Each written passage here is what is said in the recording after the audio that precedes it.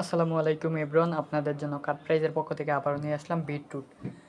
অনেকেই বলতেছেন ভাই বিটরুটটা কীভাবে খাবো? বিটরুটটা খাওয়ার অনেক রকম নিয়ম আছে। আপনারা স্যালাড হিসাবে খেতে পারেন, কেটে কুচি কুচি করে, আবার জুস বানিয়ে খেতে পারেন।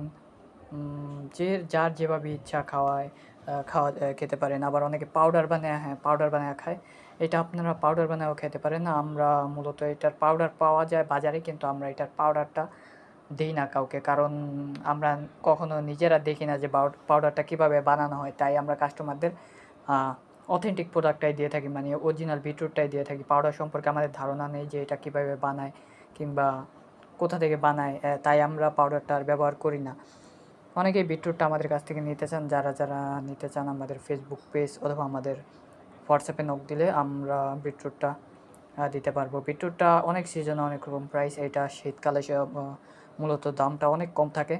আপনারা চাইলে এখনও নিতে পারেন, অথবা যখন ইচ্ছা আমাদের কাছে এটা মানে 12 মাসই অ্যাভেলেবেল থাকে। আসসালামু আলাইকুম।